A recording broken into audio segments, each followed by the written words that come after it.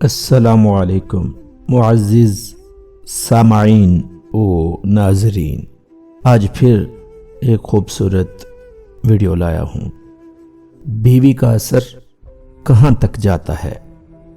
مرد کے تقوی، پرہیزگاری اور حلال و حرام کمائی ہونے میں عورت کا بہت عمل دخل ہے۔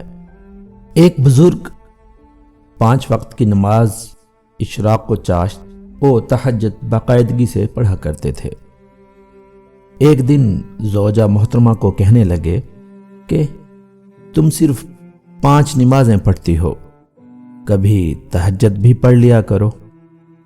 بیوی صاحبہ نے بات سنی اور خاموشی اختیار کر لی۔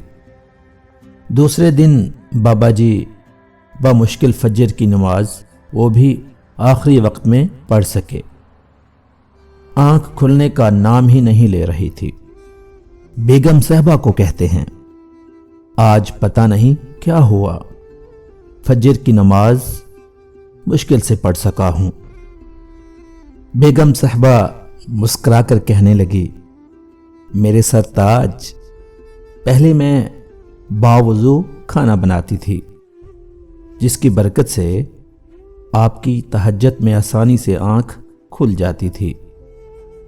کل آپ نے مجھے تانا لگایا تو میں نے رات کا کھانا بے وضو بنایا، جس کی وجہ سے آپ کی تہجد تو گئی، آپ کے لیے فجر کی نماز پڑھنا بھی مشکل ہو گیا۔ اور یہ تجربہ شدہ بات ہے کہ جو خواتین باوضو کھانا بناتی ہیں اور پاکی کا خاص خیال رکھتی ہیں، اس گھر کے مردوں پہ تقوی و پرہیزگاری کے اثرات نظر آتے ہیں۔ بیوی حسین ہو تو صرف دنیاوی حور ہوگی، اور اگر منتقیہ اور علم والی ہو تو آخرت میں سینکڑوں حوروں کے ملنے کا سبب بن جاتی ہے۔ حبیب اجمی کی بیوی ان کو رات کے آخری پہر اٹھاتی اور بلند آواز سے کہتی، اے بندہ خدا، اٹھ اور دیکھ، رات گزر گئی اور تیرا راستہ طویل اور تیرے پاس زاد راہ قلیل ہے۔ صالحین کے قافلے ہمارے سامنے سے گزر گئے ہیں اور ہم یہاں تنہا رہ گئے ہیں۔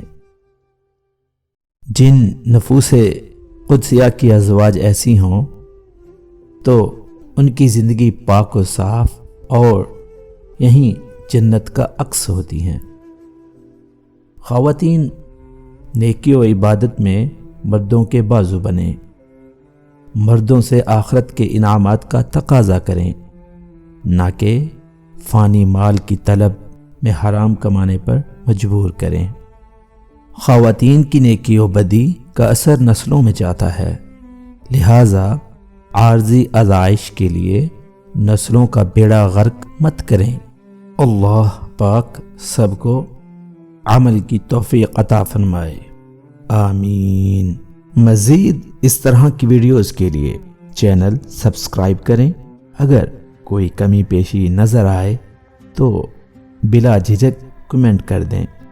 جزاک اللہ خیر۔ السلام علیکم۔